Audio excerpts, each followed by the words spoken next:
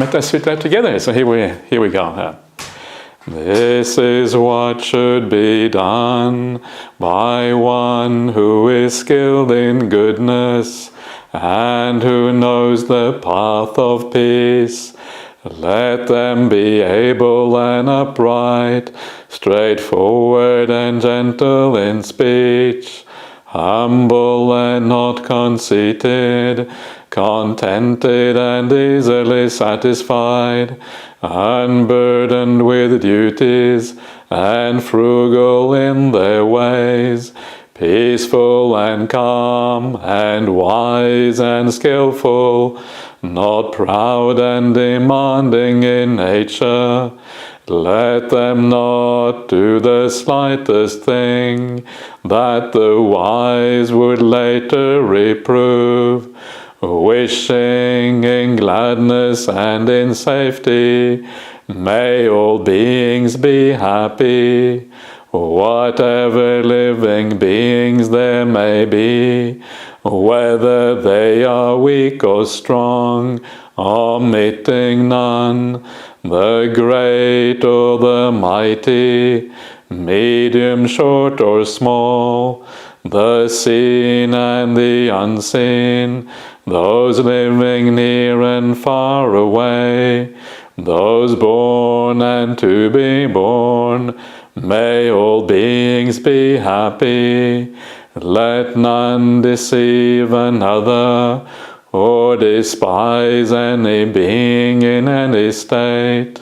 Let none through anger or ill will wish harm upon another, even as a mother protects with her life her child, her only child. So with a boundless heart should one cherish all living beings, radiating kindness over the entire world, spreading upwards to the skies and downwards to the depths, outwards and unbounded, freed from hatred and ill will, whether standing or walking, seated or lying down, free from drowsiness. One should sustain this recollection. This is said to be the sublime abiding. By not holding to fixed views, the pure-hearted one, having clarity of vision, being freed from all sense desires, is not born again into this world. Right, Ajahn. Okay, excellent. So I suppose we just follow the ordinary procedure. We start off by just talking a bit about meditation, and then we'll come to the do some meditation together, and then we'll do a bit of a talk and Q&A or whatever afterwards. Just follow the normal setup. That will be fine, Ajahn. Yeah? Thank you very much. Great, excellent. So there's so many different angles on which to think about meditation practice, and one of the best ways of thinking about meditation is to think about it in psychological terms. The interesting thing about the Buddha and the way he teaches his entire Dhamma teaching, whether it's meditation or whether it's the other factors of the Noble Eightfold Path, is that it teaches it from different angles, different vantage points, different, kind of slightly different ways of looking at it. And this can be incredibly useful. Sometimes the Buddha will teach the Dhamma or meditation from a kind of like a perspective of what we are supposed to do, how you attend, how you place your mind, what kind of object you should choose for your meditation, and these kind of things. It's like a first-person perspective on how we apply ourselves. That's one way of thinking about meditation. But another way that he talks about is the experience of meditation. What does meditation feel like? Yeah? What are the qualities that we supposedly, ideally should have in our mind as the meditation progresses? And of course, as the meditation progresses, not only should we have certain qualities in mind, but we should develop those qualities. They should improve. They should become more profound. They should increase. Yeah? And this is actually how we know that the meditation is working, that these qualities are becoming deeper and becoming more meaningful in a kind of very personal sense. And this you could call the psychology of meditation practice. So what are these qualities that we should look out for in meditation? What are the main things about the Buddhist path? And what you will see is that when you look at the various suttas that describe meditation from this first-person point of view, from how we are to experience it, and these suttas are suttas like the Anapanasati Sutta, the Sutta on mindfulness of breathing. If you haven't read it, I would really recommend to have a look at that sutta. It's found in the middle-length discourses of the Buddha, number 118. That's the Anapanasati Sutta. It is, I think, the most significant and important sutta on meditation in the entire Pali Canon. Middle-length sayings of the Buddha, number 118, the Sutta on mindfulness of breathing. And what you find in this sutta, you find precisely a description of the process that you have to go through. And there's two things that stand out in the sutta, two kind of themes that recur throughout the sutta. And those two themes are, on the one hand, is a peace, a deepening of the quiet, of the calm, of the tranquility of your experience. It goes through the whole sutta, calming, calming, calming. You see it again and again, stage after stage, as you move forward in this kind of psychology of meditation. So peace is one of them. And the other one is the sense of happiness you feel, or the sense of lack of suffering you feel. These are the same thing, really, lack of suffering and happiness. Two sides of the same coin. Or the sense of at easeness that you feel, the sense of relief. These are all kind of the same, really, angle on things. We can be summarized in happiness as a kind of useful word, but some people don't like the word happiness, so you can use this alternative ways of thinking about it.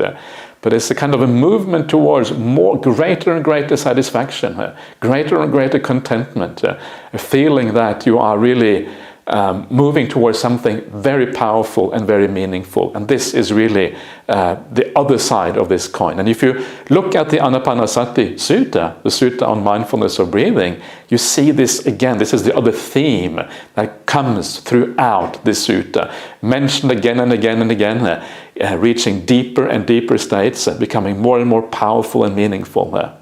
So these are the two things of meditation, right? Calm on the one hand, and satisfaction or contentment or happiness on the other hand. Both of these should be growing during one's meditation.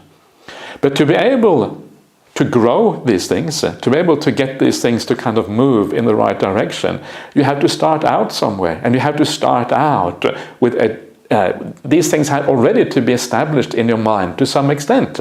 If they're not really established in your mind to some extent, then it's going to be very hard to grow them in the meditation. So one of the important things is then to start out in such a way that these qualities are already present to a certain degree, right? When you start your meditation.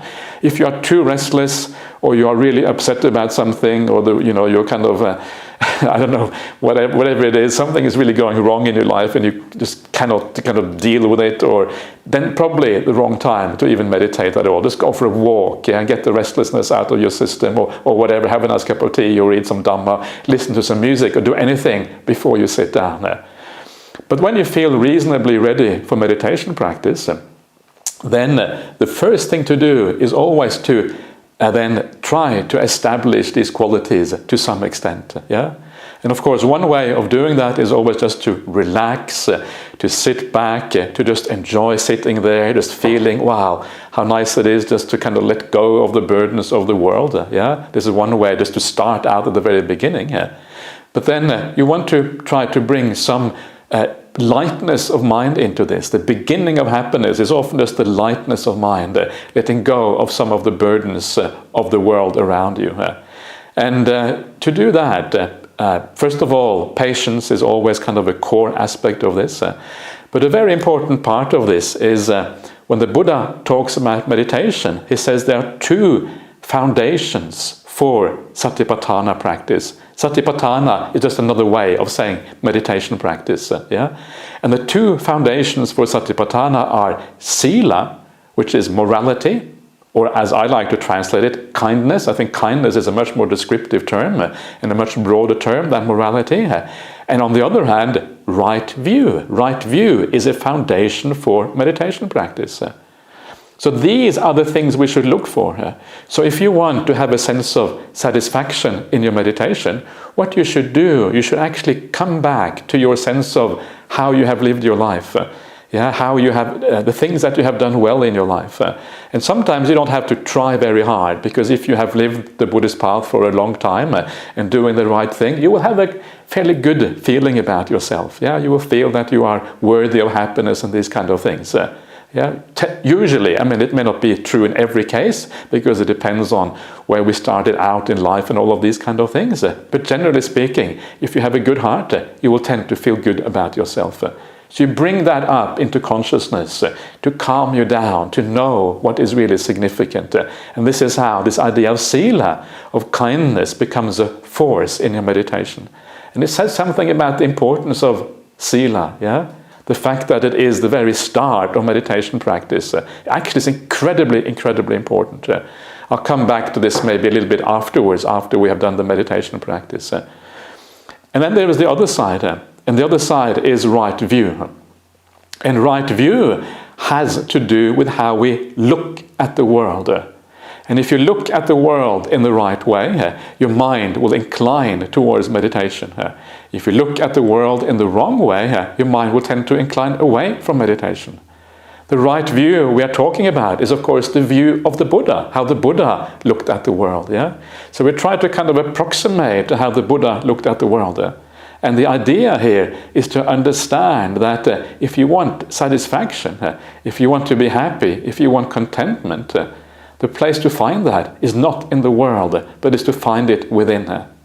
If you understand that in the world there's just an endless progression of problems, one after the other, without any end in sight, you start to kind of know that there's nothing really to be done in that world. Ultimately, it is never going to satisfy you. Ultimately, it's not going to give you what you want. And the deeper you understand this reality, and this is the idea of right view, the more your mind will incline towards those places where you can find that satisfaction, which is within, which is inside. The deeper meditation experience you had in your life, the more you will know that this is true through your own experience. Because meditation actually is where you can find a very, very profound satisfaction, if you, especially if you had the experience and you know what it is like. So right view is the idea of guiding you in the right direction, guiding you towards real satisfaction and happiness and contentment. That is what is about, trying to understand the world in the right way. And this is why it is such a powerful support for meditation practice, because it enables you to let go of those things you should let go of, and then to come back to the things that you want to hold on very lightly to move you forward into the meditation itself. So let's do some meditation together and see where it takes us.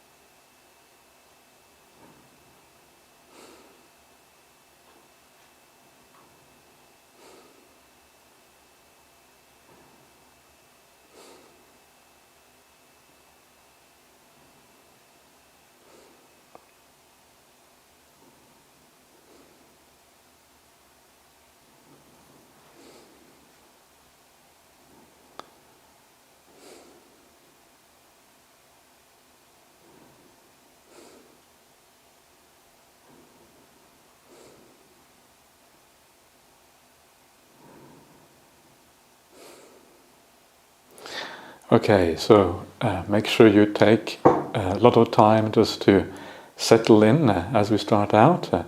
Make sure you're nice and comfortable, the body is at ease, and you're just feeling quite nice, actually very nice if you can, just sitting there. The body is at ease, and gradually you allow your mind also to become easeful.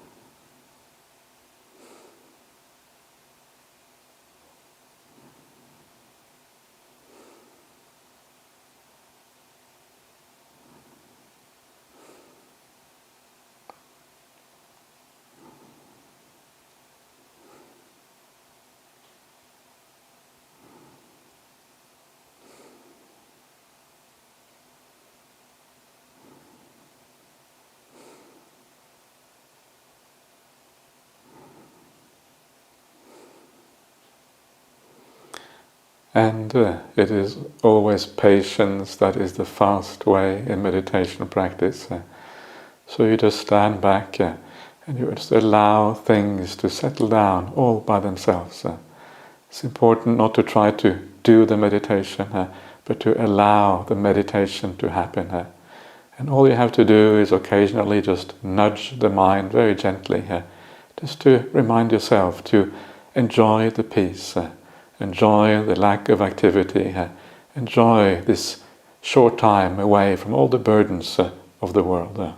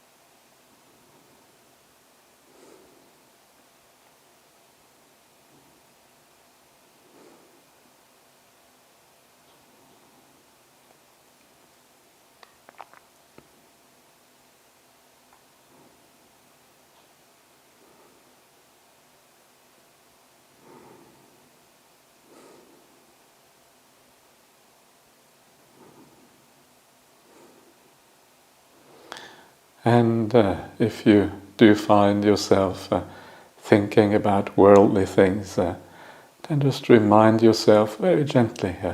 It's no more than a nudge of the mind. Remind yourself that there is no solution in that world. There is no point at which you will ever feel satisfied. So let that unsatisfying world go, and go instead to the place where there is a solution, which is in the present. In the present, and then going into the meditation practice. That is where you find what you've always been looking for here.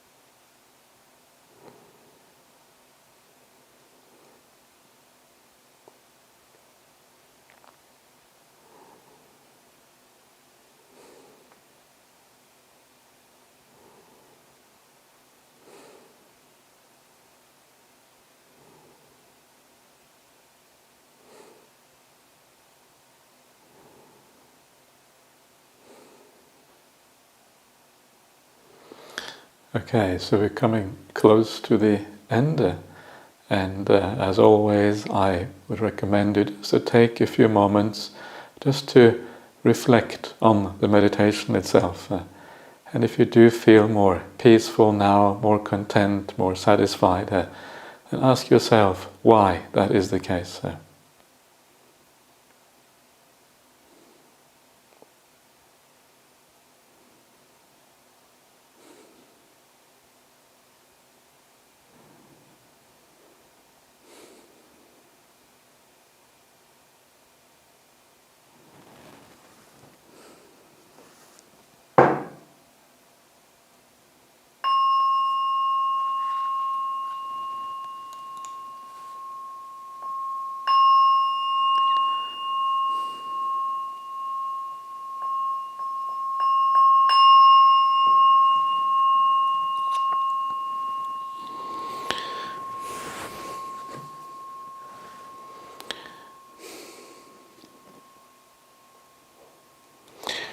Okay, yeah.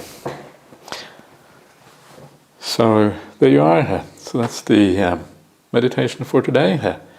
Do you have anyone have any questions or comments? Anything they want to ask about or comment on? Or If you would like to put a question in the chat or speak live with Ajahn, I'm sure he'd be very welcoming of any questions that we may have. Hi, I have a question. yeah, hello. There you are. Okay, Hi. okay. Hello there. Yeah. Yes. Wait. Okay. Okay, I'm sorry, I got my screen here. Yeah. Okay, so thank you, Ajahn Brahmali, very much for this meditation and for your talk. I wanted to make a quick comment because this is the only opportunity I will have. Your Sunday teachings on the primal net, you mentioned in the last one, you sort of apologized for repeating many of the same things over and the details you get into, but it's much appreciated. Okay. And I'm here in the USA and on the chat, and I see a lot of the same people. We very much appreciate your details and however deep you want to go and however much repetition, it's much appreciated out there. Okay. And so, and for today, I just had I could have many questions, but the one I'd like to ask today, every time we come back to the breath, is this part of right effort too, correct? Or can you talk about that or say something about that? Yeah, indeed. So when you lose the breath or whatever, then you have to come back to the breath again. That is absolutely about right effort. And but the thing is that very often I think we do that in sort of the wrong way. And not everybody, but some people do, depending on how your meditation is going. And very often we kind of almost like use an act of will to bring the mind back on the breath again. But really the ideal way of getting back on the breath is just to, well, first of all, if you understand that the reason why you were distracted was because you were thinking about something or whatever, the ideal way is actually to understand the emptiness of those thoughts and why they are useless. So if you understand that you were thinking about your problems or whatever it is, then you just remind yourself, actually, why am I thinking about something for which there really isn't any solution, or something that goes on forever, or something that I should really put off till when the time is right. So you have to have some kind of right view thought that allows you to let go of those things. Because unless you use some kind of perception in this way, very often what happens is that the thoughts go because you use your will or whatever to get back on the breath, and then they come back again because they haven't really been seen through, and because they haven't been seen through, it means that they tend to come back. So that is one way of kind of using the right effort. But another way of doing it is also to understand that at the beginning of a meditation, it's natural that the mind is quite busy. Yeah, it takes a while for the mind to calm down. So in the beginning, it's more about just, okay, you think a bit and then you kind of come back to the breath, and you think a bit, you come back to the breath. But at a certain point, when you kind of feel that these are just deeply habitual thoughts, it can be useful to just use a very quick reflection or a quick perception, if you like, that you bring into the mind, just to try to overcome these things in a deeper way rather than a superficial way. And then you are actually building up right view through right effort. One of the interesting things about right view, the way it is described in the suttas, that right view is actually built up via right effort. Yeah, you need right effort to get right view. In other words, you need to somehow look at your situation, try to understand it in the right way, and by doing that, then actually that is how right view, the understanding of the world in the appropriate way, actually comes about. Yeah, something like that. That's what I would recommend. Thank you. And just to add to that, so sometimes when there's the same repetitive thing that comes up, so I say, okay, this is keeps coming up like this. So I do sort of like a quick run through the 5 hindrances, and I usually check off all the boxes. Yeah. Okay, so I can just let that, I know what that's about. And so is that part of that, what you're saying? Like seeing, like maybe doing a little quick check sometimes, or something like that? Yeah, sure. I mean, in the end, it is really about what works, And if you find that going through the 5 hindrances and reflecting on what the problem is, if that sometimes just pinpointing the problem can be enough for the problem to disappear, and that's true. So if that works for you, great. That's wonderful. So. So the way I like to do things usually is that I just remind myself that, wow, why am I thinking about this? There is no, there is no point to thinking about these things. And for me, that's usually sufficient to let go of these things, at least for a while. And then sometimes they may come back again. But yeah. Okay. So thank you for the comment about the Brahmajala Suta, by the way. That was that's good. I'm glad to hear that. That's great. Anyone else like to say anything? Or can I ask a question? Yeah, please. Okay, so I often heard that the way to calm your mind is to use your wisdom, but for most of the time, I listen to those Dharma and I read those books, and then when I meditate, the thoughts keep coming back. Does that mean I haven't developed the wisdom, or does that mean I have the wisdom, but just that the wisdom is not enough, or like I didn't have patience enough to those conditioning didn't disappear? Yeah, it's probably all of those. Yeah. So probably all, because there are so many things that are the problem. One of them is the patience and to allow things to die down. This is always the beginning of meditation, because the habit of the mind is to think, etc. So you need patience. But then once you get into the meditation and the superficial things, they die away. Then the reasons why you hold on to things are different. The reasons change why you think about things, depending on how deep your meditation is going. So the further you go, the more you have to rely on wisdom, to kind of guide the mind in the right way. And I'm going to talk about this in a second, actually, a little bit. So you have to have the wisdom side, but the wisdom is often not enough, because what you need as well, you need a sense of lightness in the mind, brightness and happiness in the mind, because you cannot really let go of the world without having some kind of happiness somewhere. We all require happiness. Life without happiness is kind of unbearable. We're all seeking for happiness in one way. So if you're going to be able to let go, you need to have another source of happiness, and that is the rest of the spiritual path. That supplies that happiness from a different source. That is where the idea of having, just being good-hearted, being a kind person, so that you actually feel good about yourself. The idea of metta meditation, having compassion for people in the world, not allowing silly things like the war in Ukraine to upset you, right? Or whatever else it might be that upsets you about the world, because really you start to understand that this is the nature of the world. There's nothing much you can do about it. Okay, let it go. And then, just have compassion for those people, because there's so much suffering involved with this. And then you carry on. But wisdom is it takes a long time to develop. It's it's not enough to just read the suttas. You have to reflect on it. And then there's like a gradual, almost like a gradual reappraisal of what you value in the world. Gradually your mind is changing. You know, if you have a little bit of depth in your meditation, sometimes it's a bit random. Suddenly one day your meditation goes really well, another day it's absolutely hopeless because the conditions come together in a way that doesn't allow you to go deep sometimes. But then when you have a good meditation, then you realize, wow, this is it. This is what I'm looking for. Yeah, this is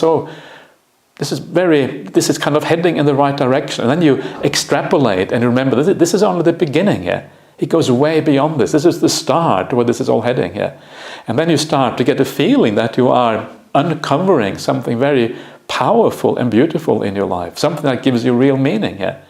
Yeah, this actually, we're always searching for meaning in life, what really satisfies us. You start to realize this is where it is happening here. All right. Well, Ajahn and Yep. Peksha has sent a comment to you. Your advice is very helpful, Ajahn. Thank you. Okay, great, thank you. Yeah. So shall I just start talking? Well, if you like, that would be wonderful. Yeah. Okay, so I will talk a little bit. I thought I would just start out by reading out a couple of verses for you, and then I'm going to test you and see if you know where these verses are from. Sort of. I'm going to anyway. I'll just read this out for you, and then you can see what you think about these verses. Whether you think they are any good or whether you think they are whatever. Yeah. So see if I can get them here. So just 2 verses, very short. I'm not going to carry on forever. So this is how they go. Don't run back to the past. Don't hope for the future. What's past is left behind. The future has not arrived. And phenomena in the present are clearly seen in every case. Knowing this, foster it, unfaltering, unshakable. You know where that is from? Anyone? I'm very impressed if anyone knows this, because actually maybe a couple of you might know this because some of you are very well versed. Okay, this is a verse from a sutta called the Bhaddeka Ratta Sutta, One Fortunate Night. It is found in the middle-length sayings of the Buddha, number 131. Yeah, so the 101st sutta in the middle-length sayings, One Fortunate Night. And this is like one of the kind of really basic ideas of meditation practice, yeah? The idea of giving up the past, not going to the future. Yeah, you recognize that straight away. You know this is about meditation. It's about mindfulness. It's about presence of mind and all of these kind of things. This sutta, there is 4 different versions of it just in the Pali Canon, and it is also referred to elsewhere, I think I recall. So it's a very it was obviously a verse at the time of the Buddha that was very highly valued and used as a way of reminding yourself of mindfulness, of how we're supposed to practice the path. And you can see the important ideas there, yeah? Don't go to the past, don't go to the future, yeah? And then the next one, once you don't go to the past and you don't go to the future, well then you see things in the present clearly as a consequence. Yeah, really about meditation practice. So the question then is, how do we do that? Yeah, because you all know, every one of you've been around for a long time, and probably just the meditation tonight, you can see how easily distracted the mind is, how the mind always tends to kind of go to the worldly things, thinking about unresolved problems, thinking about what you want to do, thinking about things that happened before. The past and the future are just constant problems in meditation practice. So it's nice of the Buddha to tell us, give it up. But how do we give it up, right? It seems like an obvious thing, but how do we do this? And this is the really fundamental thing, the critical thing here. And if we understand a little bit more about how to give it up, then of course we are heading towards this particular thing here. And the way to give it up And I just talked about this already before, but one of the most important ways of giving it up is actually through right view. Yeah, the more we think about the world in the right way, the more we have an outlook that conforms or is the same outlook as the one the Buddha had, then we will also incline towards all of these things. Yeah, you stop thinking about the future and the past because you know there's nothing there of interest. And then you're kind of moving in the right direction. So right view is really the critical one. I'm going to say many similar things to what I said in my talk on Friday night at Dhammaloka Center, because I think these are really important things. And I don't mind repeating myself a little bit. Some of you may have heard that talk, some of you probably haven't, but I'm just kind of letting you know that some of the same issues I want to talk about. So what is this idea of right view? How can we understand this in a simple way that kind of encompasses all of the aspects of right view? And a very simple way of understanding right view is that it is understanding where to find real satisfaction in the world, real contentment, real happiness. And also to understand where you find dukkha, where you find problems, where you find dissatisfaction, where you find all the suffering in the world. Yeah? Once you understand the distinction between happiness and suffering, the more profoundly you understand that distinction, the more profound is your right view. Yes, that is really what it is about. And once you understand this distinction, your mind will automatically go to where the happiness is found. Yeah, your mind will automatically go to deep meditation because you know that is where happiness is found. All the rest is just a waste of time.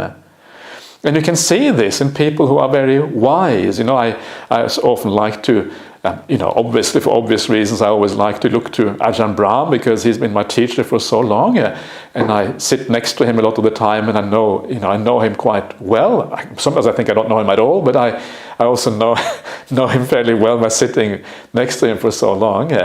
And I know he has there's a profundity about Ajahn Brahm that is really amazing. And he talks about this kind of default mode of his mind. The default mode is always a mode of letting go, as soon as he gets back to his kuti, he can let go of everything straight away because it is the default mode of his mind. And that comes from a deep wisdom, understanding where happiness is to be found, where we should kind of lean our mind. Yeah, so this is where it all. So this is kind of one of the ideas of right view. And once we understand that, then we can start to kind of unravel this thing more clearly. One of the interesting things about right view, of course, is that it is the first factor of the Noble Eightfold Path. The second factor of the Noble Eightfold Path is right intention or right thought or right motivation, samma sankappa in the Pali language. So you have one leading to the other one. And recently I had a chat with one of the nuns who is originally from Dhammasara Monastery. And she told me that she had a conversation with somebody, and this person, this was another monk she had been talking to, and this other monk, she had asked him, well, how do you have more metta? How can we have more loving kindness? Yeah, how can we go to the second factor of the Noble Eightfold Path? Because one of the aspects of the second factor of right intention is really metta. It's called avyapada, which means non-ill will, but that implies metta, loving kindness. How can we develop more loving kindness? Sometimes, I'm sure you have noticed yourself how hard it is sometimes to develop loving kindness, to give rise to these wonderful feelings inside that really are very, very powerful spiritual feelings. So how can we do this? And he said, and this was kind of very interesting and actually very profound in many ways. He said the way to have more metta, he said, is to have more right view. Right view is what gives rise to metta. Right view gives rise to everything. Right view is the foundation for everything that we do in our spiritual practice. So if you see the world in the right way, you see the danger in anger, you see the danger in having all of these defilements within, all of these problematic things, then the mind automatically goes towards metta because it is like a purifying aspect within each one of us. And this is what makes it so kind of right view, so powerful, because it has this natural tendency to move you in the right way, to move you towards all of these good qualities that we are looking for. So this is, I thought that was fascinating, and it kind of tells you some of the power of this idea of right view. And of course, if we're talking about metta, if we're talking about these things, one of the kind of important things that we are also talking about at that time is again the idea of sila, of morality, or of kindness, if you like. Kindness is really just a broader way of talking about metta.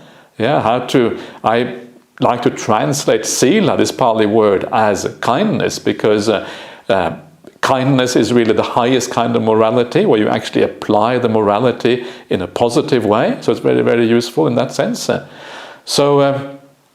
One of the most, because right view gives rise to metta, right view also gives rise to kindness. Kindness in life. And this becomes so important for the spiritual path. I mentioned at the outset that there are these two things on the meditation that really decides whether meditation is going well or not. One of them is the feeling of satisfaction, of contentment, and the other one is the peace. And I said the foundation for the satisfaction in meditation is sila, because if your kindness is powerful, if your metta is powerful, then that gives you that root sense of well-being, of goodness within you that allows the happiness to arise. So very, very important. And this kind of came up recently. I was talking to someone, and they told me that they had a disciple, someone who had come to, this was another monastic, and I had this person come to me. And this person was this very, very keen meditator. They've been meditating for a decade or something like that. And during this time, when they were meditating for this decade, they had stopped watching television. Television was kind of considered, they didn't enjoy that anymore. And I can understand why people want to give up television. It doesn't seem all that useful very often, or maybe occasionally you might watch, but you don't take that much interest in it. And so they had this really good meditation practice, and then they went back to watching television. And then this person said, when I started watching television, I got addicted to it. I haven't been watching television for 10 years. I've watched a little bit, and bang, the addiction is right there. And I thought that is really interesting. That is really, really fascinating. And we were discussing, well, why does that happen? How can you be meditating for so many years, giving up something that is very disturbing for your meditation practice, and then watch television for maybe an hour or two or whatever? I don't know how much this person did that, and then suddenly you are addicted. And the reason is because you haven't really dealt with things in a deep way.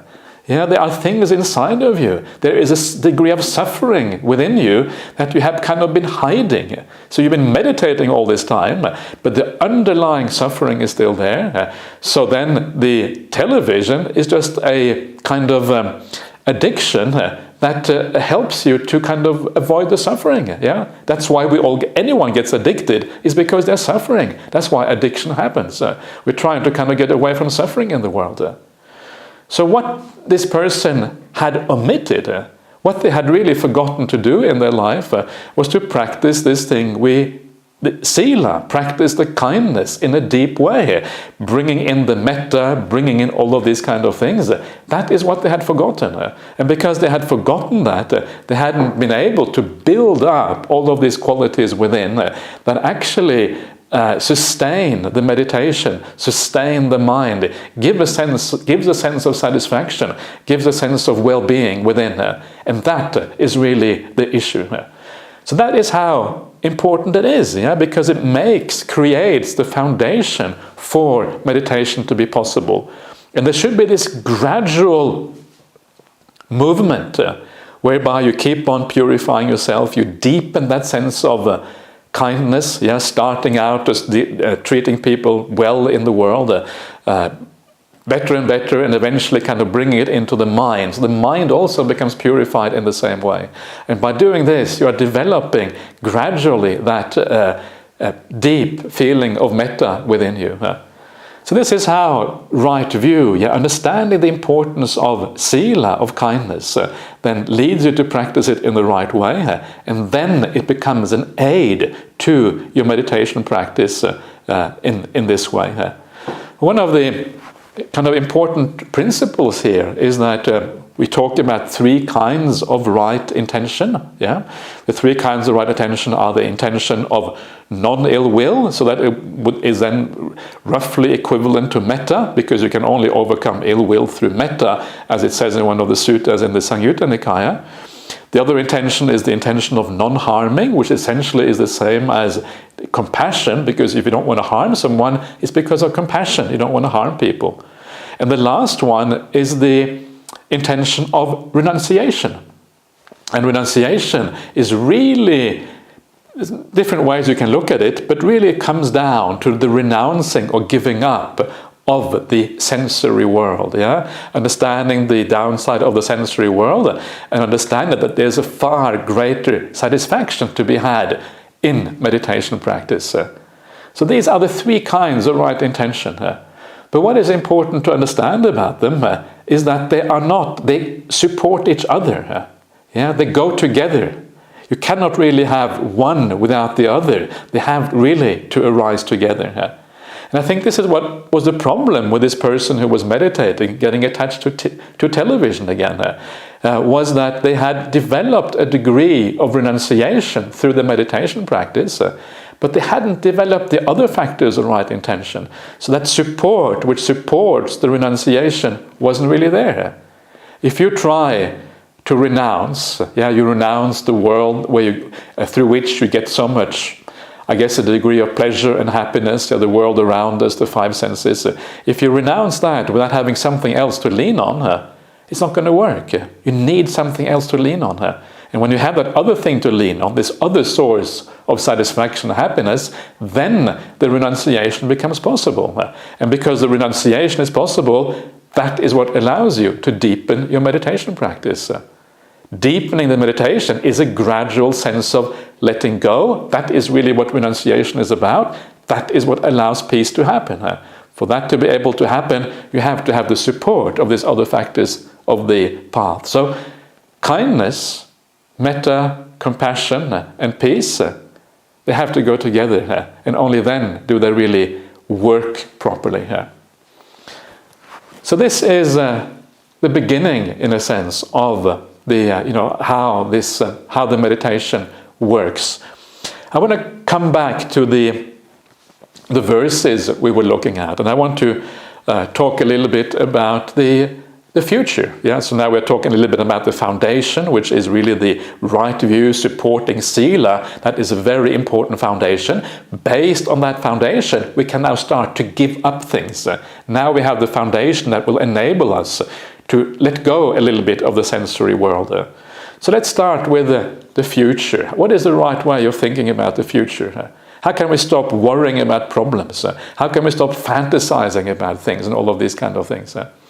And one of the kind of little mantras that I've been talking about recently is the mantra of expect the unexpected.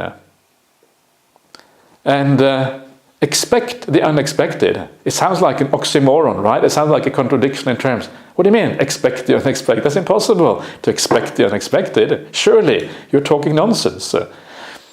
And it is a little bit nonsensical, but it's only nonsensical if you think of it as expecting specific events. But if you think of it more in a general sense, that you know that at any time anything can happen, then expect the unexpected is possible. So why is that a good mantra? And the reason why it is a good mantra, because it is a very good description of the world. This is exactly what the Buddha was talking about when he talks about impermanence. Impermanence means unreliability. It means no one is in charge. It means that the cause and conditions come together and suddenly they throw up things that you don't expect. A little war, or rather a big war in Ukraine, a little bit of pandemic here, a little bit of refugee crisis there, a little bit of this, a little bit of that. Sometimes good things happen, We are all human beings. We also have a lot of good things happening to us as well. But the world always throws up these unexpected things. Expect the unexpected. This is the nature of the world. And when you start to realize that expect the unexpected, in other words, you never know what's going to come next. It's always going to be a surprise. It's impossible to predict all the things that are going to happen in the world. It's always going to be, sometimes it's going to be a pleasant surprise. It kind of gets you hooked onto the world because it's a pleasant surprise.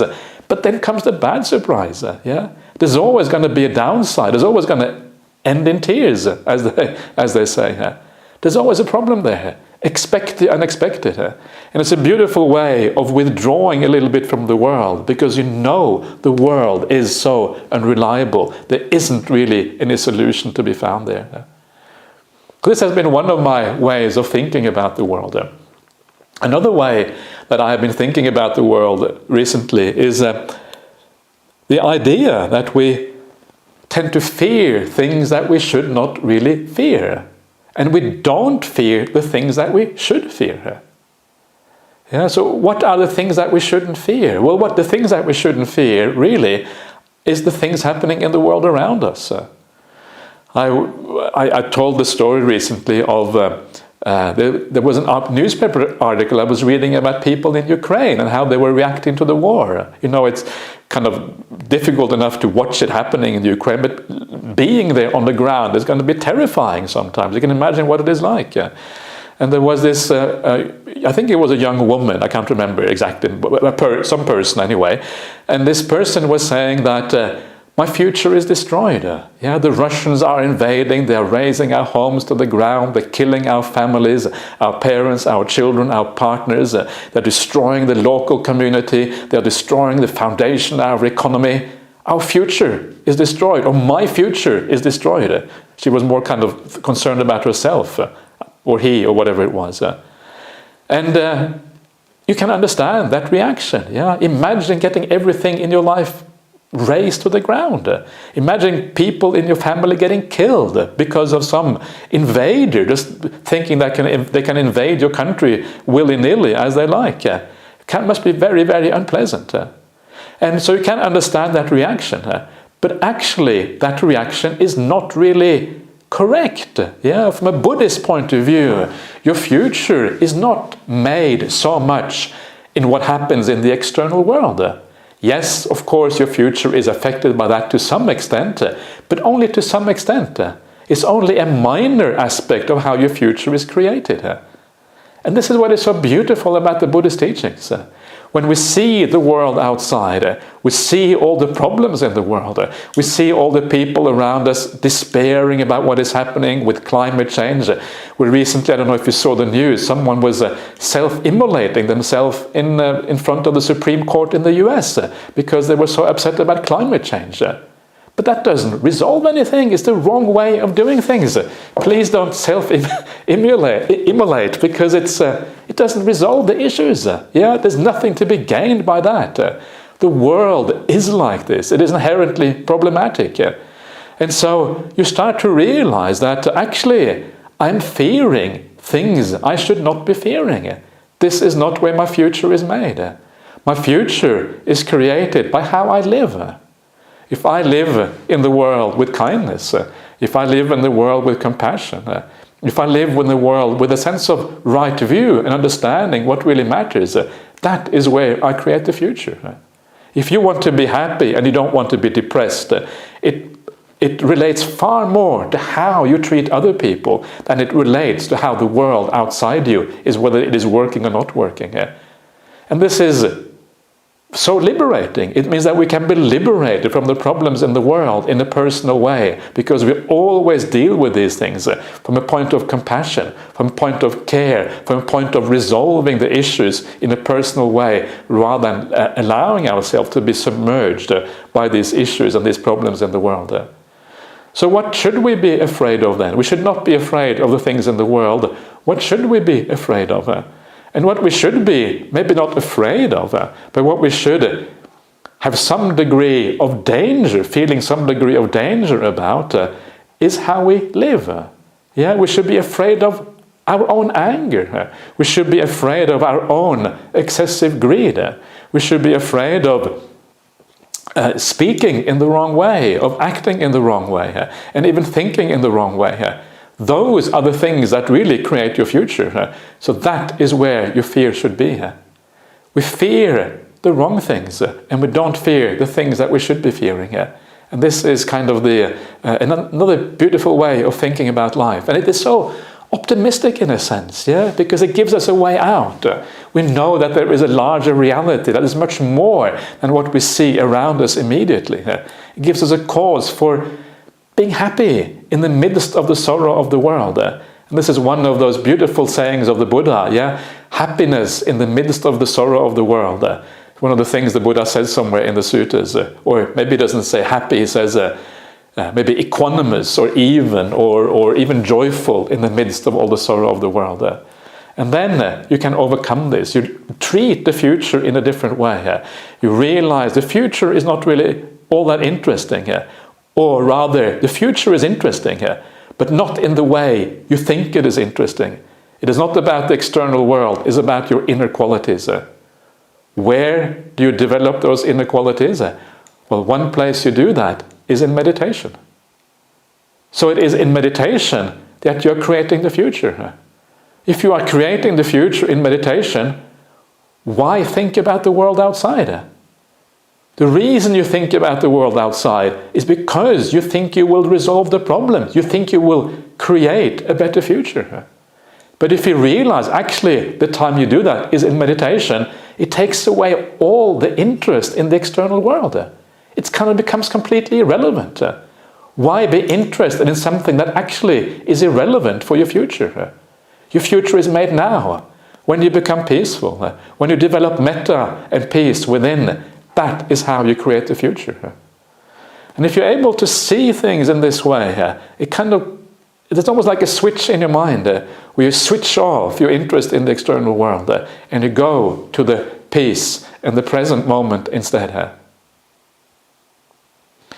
So this is how to deal with one way of dealing with the future. There's many different perceptions that you can use, and this is really about right view. I said I was going to talk about right view. All of this is how to think about the world, how to deal with it, think about it in a way which aligns with how the Buddha thought about things. So let me talk a little bit about the past as well, and how to deal with the past. This is more like a general contemplation. I think it kind of revolves really, it's kind of overall. It's really a contemplation about non-attachment, how not to attach. And if we do non-attachment in the right way, then it has an effect both on the past. We don't attach to the past, we don't attach to the future, and we don't also attach to the present. So it is almost like a more universal way of thinking about things, but it also relates to the past. And one of the similes of the Buddha, which I think I have mentioned here before in the arm belay group, which I always found very interesting. The Buddha has this lots of beautiful similes that you find in the suttas. And I said recently that there is a book about these similes that you can buy, and I said it only exists in German, but actually it turns out it also exists in English translation as well. It's a collection by a German scholar called Helmut Hecker, and he collected all the similes of the Buddha, and it was later translated into English and can be bought online. If you kind of Google on the similes of the Buddha, you can find it. It's published by the Buddhist Publication Society, which is located in Kandy in Sri Lanka. So one of these similes is the simile of the dream. And in this simile of the dream, what the Buddha says, he says that imagine that you are dreaming about something beautiful. You're dreaming about something, he talks specifically about beautiful ponds, beautiful, beautiful forest grove, a beautiful village perhaps, or whatever it is. I think it's mostly nature that he's talking about. So you are seeing all of these beautiful things, in your dream. And then when you wake up, it's gone. It's all gone. It's no longer there. And you think, wow, it's all gone. Oh no, what a wonderful dream. I don't want it to be gone. And then he relates this to the sensory world. The sensual pleasures, he says, are a bit like this. And so I used to think that the meaning of the simile is that when we think about the sensory world, we often think about the future. Yeah, we think that in the future, my life will be like this, I will have a relationship like that, I will have a really successful career. Yeah, when I was young, I had this kind of, I was probably very, I probably still am, but I was conceited, yeah, like most people tend to be. And so I was, this kind of career, this kind of relationships, this kind of house, this kind of, whatever. And you have this vision about the future. And one of the things you start to realize as when you become a Buddhist, is that our ideas about the future, the visions we have about the future, are always very divorced from actually what happens when you get those things. When you actually get into that relationship with that person, it wasn't as great as in your dreams. Yeah, in your dreams, everything was so, so romantic, and you're always kind to each other, and there's no arguments, and there's no dishwashing, or there's no mundane chores. Yeah, in the dream about the relationships, and it just seems so wonderful. But of course, the reality is much more mundane. Even if you have a good relationship, still there's a lot of mundane aspects to a relationship. And there's so many things in our life. Whenever you think about the dream house, the other house, that you forget that you have to clean it, you forget that you have to repair it when it falls apart, you forget that you have to pay off the mortgage, you forget all of these things, that actually are not part of that dream. So the reality is always much less than the dream that we have. And this is what I thought this simile was pointing to. But then I read something else in the suttas, which was kind of fascinating. And I realized not only is this dream about the future, we're dreaming about the future, but this particular passage from the Buddha showed me that this is also about the past. And what the Buddha said is that just like a dream, when you wake up from a dream, the people in the dream are gone. In the same way, the people in your life, when they die, one day they are gone. Nothing is left. They are like that dream. You cannot, all you have left of the people in your life, even the people who are closest to you, is just the name that is left behind. It is all gone. And this is a beautiful way of using this idea. This is like a dream, kind of almost going into the past. This idea that something was there, now it is gone. So what happened? It's like a dream. And this is one of the things that I have often found in my own life. How you think back to a time, maybe, I don't know, depending on how old you are, 10 years ago, 20 years ago, 30 years ago, 40 years ago, and you realize how the person you were then is so different from the person you are now. Can I relate to the person I was 30 years ago, 40 years ago? Actually, it is quite hard. It is quite difficult to really imagine what I was like. Because when you're young, you're so immature, don't really have any wisdom of life yet, and your ideas about the world are so different. It's very, very hard to relate to that thing in the past.